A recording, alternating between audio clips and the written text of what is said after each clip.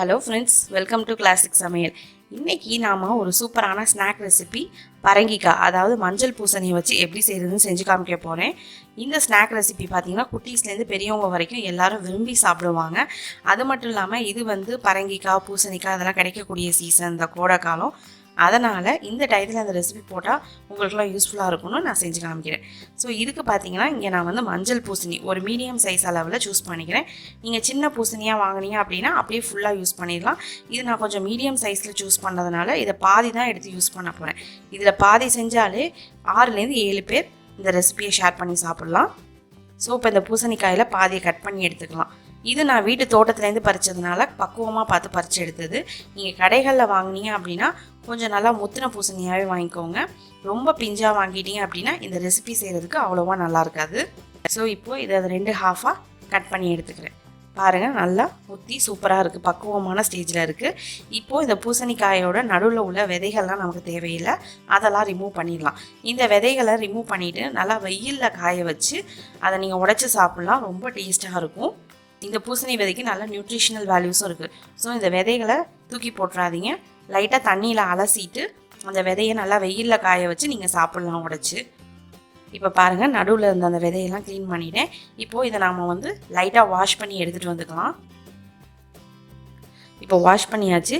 இதுக்கப்புறமா இதை நீங்கள் 4-5 பீஸாக ரேண்டமாக கட் பண்ணி போட்டுக்கோங்க. ரொம்ப குட்டியால் ஓரளவு மீடியம் சைஸ் துண்டுகளாக நீங்கள் கட் பண்ணி எடுத்துக்கலாம். இந்த மாதிரி கையில் உடைச்சிங்கனாலே வந்துடும் ஈஸியாக. இந்த மாதிரி சின்ன சின்ன பீசஸாக கட் பண்ணி எடுத்துக்கோங்க. இப்போ இதை இந்த இட்லி பிளேட்டில் மாற்றி நாம் இட்லி பாத்திரத்துக்கு மாற்றிடலாம்.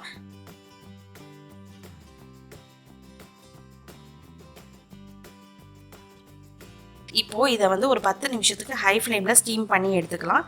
ஸோ இப்போ நல்லா 10 நிமிஷத்துக்கு அப்புறமா வெந்து வந்திருக்கு.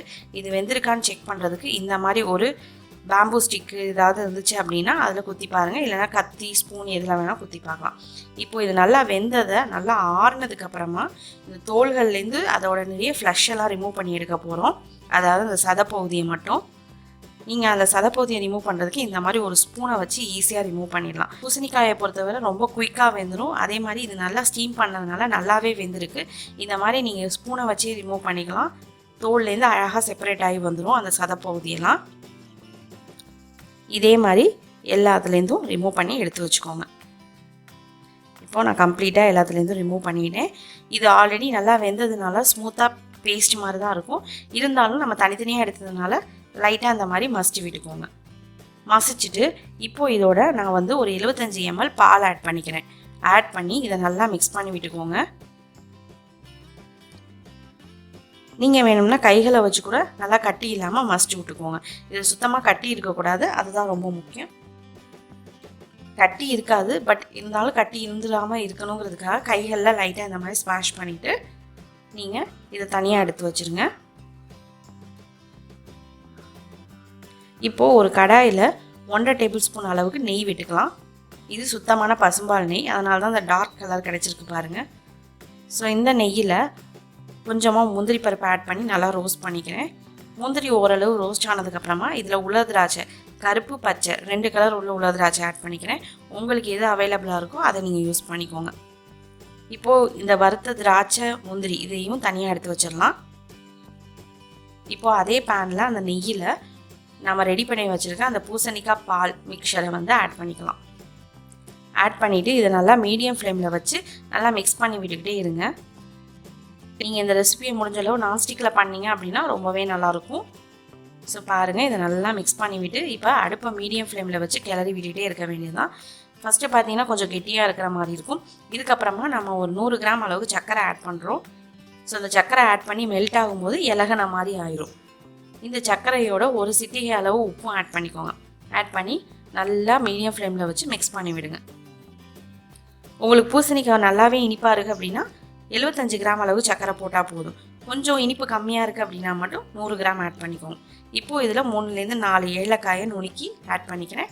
ஆட் பண்ணிவிட்டு இந்த மிச்சம் இருக்க 4 டேபிள் ஸ்பூன் நெய்யை நீங்கள் விட்டு விட்டு விட்டு விட்டு ஆட் பண்ணி கலந்து விட்டுக்கிட்டே இருங்க. இது ஒரு 3லேருந்து 4 நிமிஷத்துக்குள்ளே இந்த நெய்யை ஃபுல்லாக ஆட் பண்ணுறதுக்கு பார்த்துக்கோங்க. அதே மாதிரி ஆட் பண்ணி இதை நல்லா கலந்து விட்டுட்டு இப்போது இதை ஒரு மூடி போட்டு மூடி ஒரு 10 நிமிஷத்துக்கு மீடியம் ஃப்ளேமில் குக் பண்ணலாம். அப்போ தான் அந்த நெய்யெல்லாம் பிரிஞ்சு நல்லா பிளெண்ட் ஆகி வரும். இப்போ உங்களுக்கு செய்யும்போதே தெரிஞ்சிருக்கும் ஆல்மோஸ்ட் என்ன ரெசிபிங்கிறது. வேறு ஒன்றும் இல்லை, பூசணிக்காய் அல்வா தான். பொதுவாக பூசணிக்காய் அல்வா செய்கிறதுக்கு அந்த பூசணிக்காயை துருவிட்டு அதில் உள்ள தண்ணியெல்லாம் பிழிஞ்சு எடுத்து நல்லா வதக்கிட்டு அப்புறம் தான் செய்வாங்க. அது ரொம்ப ப்ராசஸ் லென்த்தி ஆகும். பட் இந்த மாதிரி செஞ்சீங்க அப்படின்னா அசோகா அல்வா சாப்பிடுவீங்க பாருங்கள், அதோட டேஸ்ட்டுக்கு சிமிலியராக இது கிடைக்கும்.